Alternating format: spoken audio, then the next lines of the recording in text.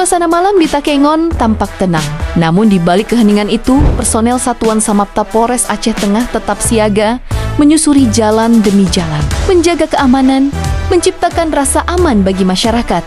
Dipimpin oleh Ibtu Bohari, tim Pamapta malam itu bergerak menyisir berbagai titik strategis, mulai dari pasar, pusat perbelanjaan, hingga kawasan rawan gangguan Kamtibmas.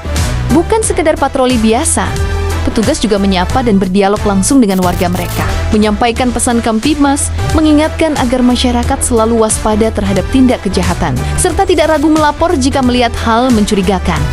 Kami mengajak masyarakat untuk bersama-sama menjaga keamanan di lingkungannya. Jika ada gangguan Kamtibmas, segera laporkan ke call center 110. Kapolres Aceh Tengah menegaskan patroli malam adalah bentuk nyata kehadiran polisi di tengah masyarakat, bukan sekedar rutinitas, tetapi komitmen Polri untuk melindungi, mengayomi, dan melayani.